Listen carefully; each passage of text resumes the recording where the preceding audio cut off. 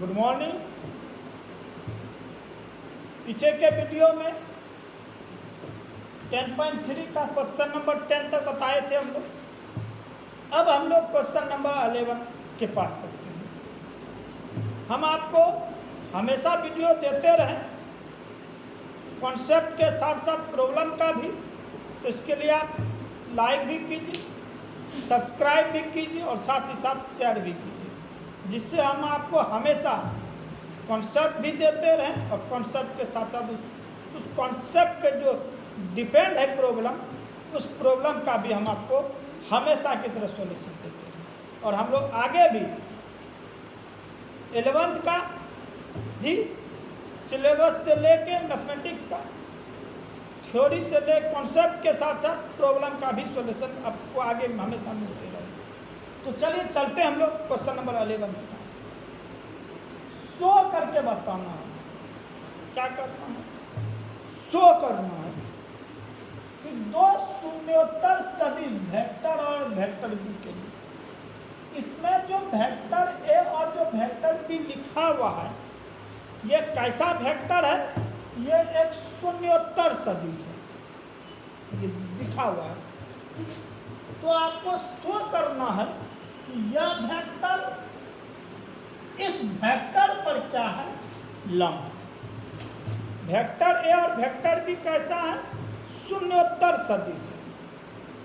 तो आपको शो करना है कि यह जो वेक्टर है इस वेक्टर पे क्या है? लंब। तो हम लोग कैसे शो करेंगे कि यह दोनों वेक्टर एक दूसरे पे लंब है?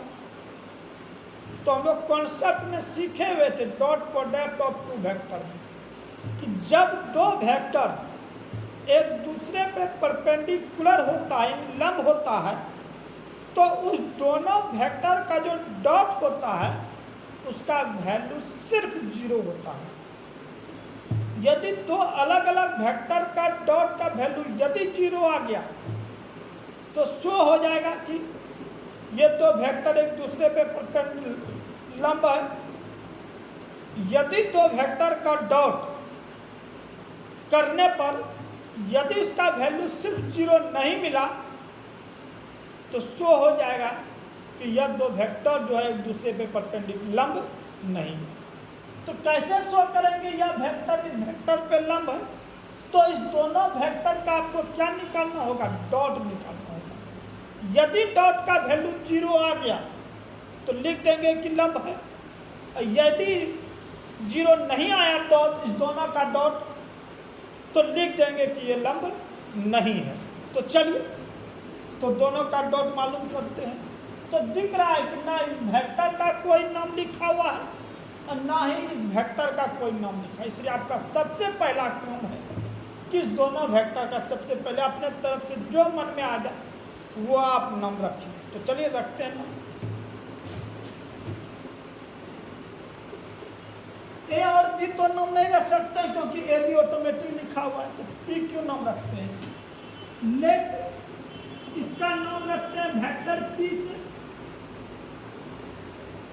Modulus of vector a into vector b plus modulus of vector b into vector b. इसका नाम पी से रखिए, इस वेक्टर का नाम क्यू से रखिए, कैपिटल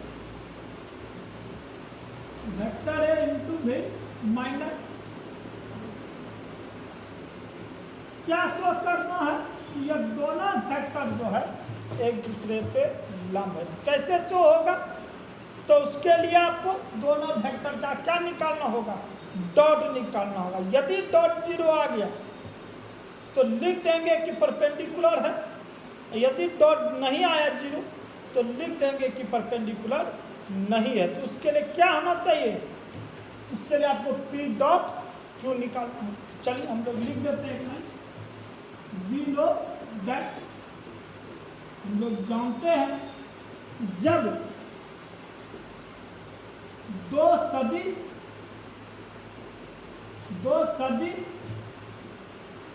लंब होता है तो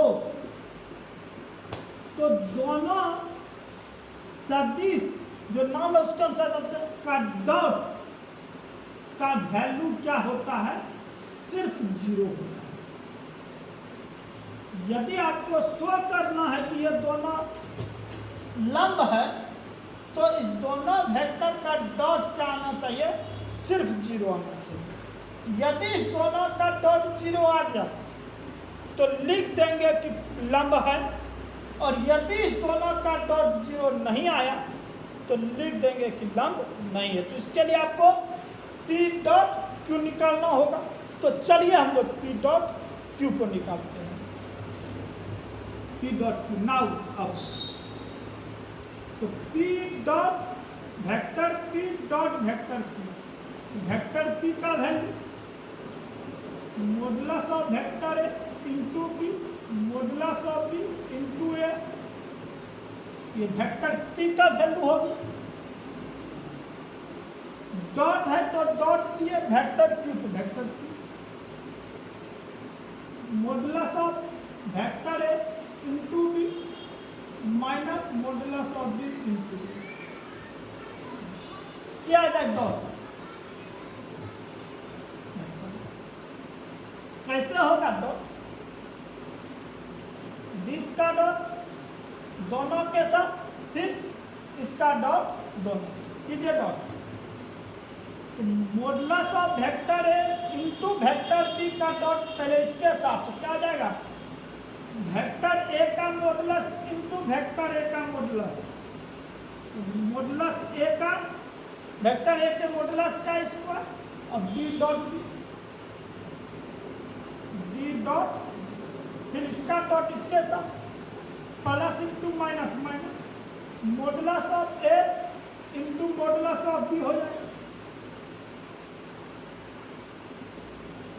B dot A, B dot A।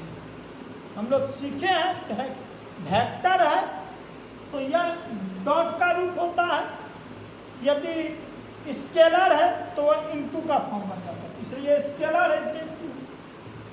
अब इसका कीजिए डॉट दोनों के साथ, पहले इसका कीजिए इसके साथ, प्लस इंटू प्लस तो plus, modulus of B into modulus of vector A dot B, plus into minus तो minus, modulus of vector B into modulus of vector B, modulus of B का square A dot A dot. देखिए तो क्या हो गया आपका कि modulus A का square B dot B modulus B का square minus modulus of A into modulus of B। तो हम लोग जानते हैं कि B डॉट A किसके इक्वल, A डॉट B के इक्वल, यहाँ लिख देते हैं कि B dot A equal to A dot B होता है।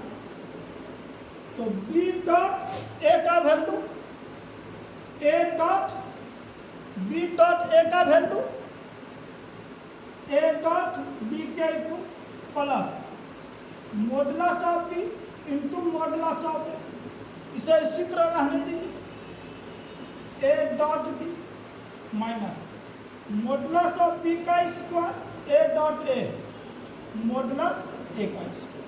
देखिए जो कैंसिल हो रहा है इसको कैंसिल किया जाए, दिख रहा है ये दोनों, एक माइनस में है तो एक प्लस में है, ये दोनों कैंसिल हो गए। तो मॉडुलस ऑफ A का square into modulus of B का स्क्वायर माइनस, इसको लिख सकते हैं ये भी स्केलर ये भी स्केलर, तो जब दोनों स्केलर है तो 2 इंटू 3 को 3 इंटू 2 लिख सकते हैं। उसी तरह इसे भी पहले मॉडुलस A का स्क्वायर इंटू मॉडुलस B का स्क्वायर लिख सकते हैं, दोनों सेम है, फिर दोनों कैंसिल हो गए। तो क्या मिला आपको कि vector P dot vector Q का वैल्यू क्या मिला, 0 मिला। तो इससे क्या स्पष्ट हो रहा कि वेक्टर P जो है वो वेक्टर Q पे क्या है, परपेंडिकुलर है। तो हम लोग लिख सकते हैं जब दो अलग अलग वेक्टर का डॉट यदि 0 होता है तो वह क्या कहलाता है, परपेंडिकुलर। तो लिख देंगे कि वेक्टर P वेक्टर क्यू पर क्या है, लंब ये आपका प्रूफ। यदि डॉट जीरो नहीं आता तो लिख देते कि वह परपेंडिकुलर नहीं, लेकिन यहाँ दिख रहा है कि दो वेक्टर के बीच का डॉट क्या आ रहा है, सिर्फ जीरो आ रहा है, इसलिए हम लोग लिख सकते हैं कि ये लंब है। नेक्स्ट क्वेश्चन देखिए इसी के साथ।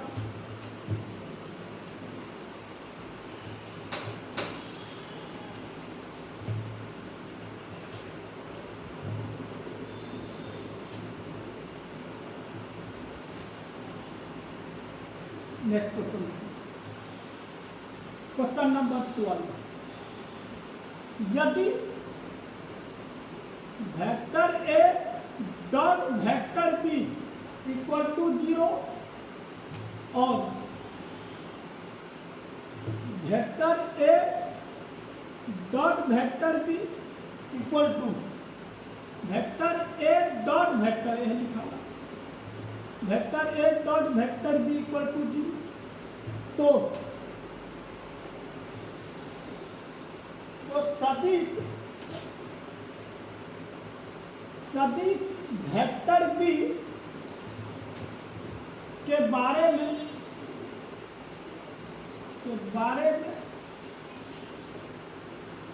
क्या निष्कर्ष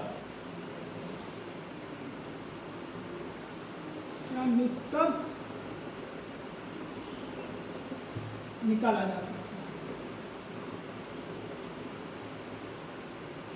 है। चलिए देखिए इस क्वेश्चन का सॉल्यूशन। देखिए आपके पास कुछ दिया गया है, आपके क्वेश्चन में दिया गया है ए डॉट ए का वैल्यू सिर्फ 0 है और उसके साथ साथ vector A dot vector B का भी वैल्यू दिया गया है सिर्फ 0। तो आपसे पूछा जा रहा है कि वेक्टर बी जो है उसके बारे में आप निष्कर्ष बताइए। निष्कर्ष मीन्स क्या, वेक्टर बी कौन सा वेक्टर होगा ये आपसे पूछा जा रहा है। तो कैसे बताएंगे हम लोग कि वेक्टर बी जो है वो कौन सा वेक्टर है, ये हम लोग कैसे बताएंगे। तो जो आपके पास कंडीशन दिया गया है वह कंडीशन ही आपको बताएगा किसके बारे में, वेक्टर बी के बारे में बताएगा। तो कैसे बताएगा, तो उसके लिए आपको कंडीशन को सॉल्व करना पड़ेगा। तो चलिए हम लोग सॉल्व करते हैं। गिवन देखिए क्या कंडीशन दिया गया आपके पास, दिया गया आपके पास कंडीशन कि वेक्टर ए डॉट वेक्टर ए का वैल्यू 0, इसे हम लोग फर्स्ट लेते हैं। फिर दिया हुआ है कि A dot B equal to 0, इसे हम लोग सेकंड लेते हैं।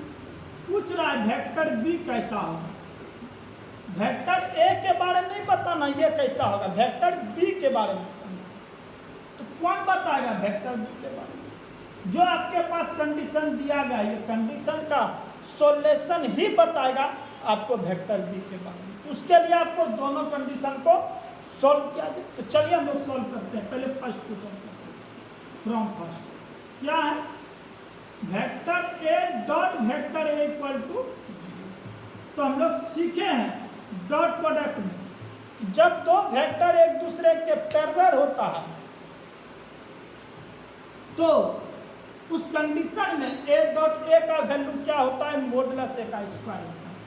तो दो डॉट प्रोडक्ट के थ्योरी से ए डॉट ए का वैल्यू मॉडुलस ए का स्क्वायर इक्वल टू, अच्छा यहाँ लिख देते हैं, ए डॉट ए का वैल्यू क्या होता है, मॉडुलस ए का स्क्वायर। तो निकालिए इससे, वेक्टर ए का मॉडुलस इक्वल टू स्क्वायर को तरफ भेजिए, अंडर रूट 0 का वर्गमूल हम लोग जानते हैं क्या होता है। यदि आपसे पूछता कि वेक्टर ए के बारे में तो हम लोग यहाँ पे ही बता देते। क्या दिख रहा है कि वेक्टर ए का मॉडुलस क्या मिला है, सिर्फ 0। तो हम लोग टाइप्स ऑफ वेक्टर में पढ़े हुए हैं कि जिस वेक्टर का मैग्नीट्यूड सिर्फ 0 होता है उस वेक्टर को हम लोग 0 वेक्टर कहते हैं। तो यहाँ वेक्टर एक कैसा है, एक मैग्नीट्यूड सिर्फ 0 है, तो हम लोग लिख सकते हैं यहाँ कि वेक्टर ए जो है एक जीरो वेक्टर है, लेकिन क्वेश्चन में वेक्टर ए के बारे में नहीं पूछ रहा, इसलिए हम लोग इस पर चर्चा नहीं करेंगे। किस पे चर्चा करेंगे? वेक्टर बी के बारे में।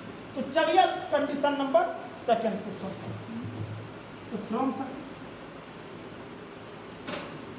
Vector A dot vector B equal to, ये है कंडीशन नंबर सेकेंड। तो हम लोग जानते हैं definition of dot product, A dot B का formula modulus of A into modulus of B into cos theta होता है। A dot B equal to modulus of A into modulus of B into cos theta. A dot B equal to क्या चाहिए? B के बारे में चाहिए ना। तो बी वेक्टर बी के बारे में कौन बताएगा? वेक्टर में कौन वेक्टर कैसा है वो उसका मैग्नीट्यूड ही बताता है। तो उसके लिए वेक्टर बी का आपको मैग्नीट्यूड निकालना होगा। तो चलिए निकालिए वेक्टर बी का। तो वेक्टर बी का मॉडुलस इक्वल टू 0 इंटू है तो डिवाइड हो जाएगा कॉस थीटा। अब आपके क्वेश्चन में दिया गया है मॉडुलस ए का वैल्यू, यहाँ देखिए सिर्फ 0 है, तो मॉडुलस ए के स्थान पे हम लोग 0 लिख सकते हैं। 0 इंटू कॉस थीटा होगी। तो वेक्टर बी का modulus equal to 0 into cos theta 0। तो क्या लिख सकते हैं हम लोग इसे?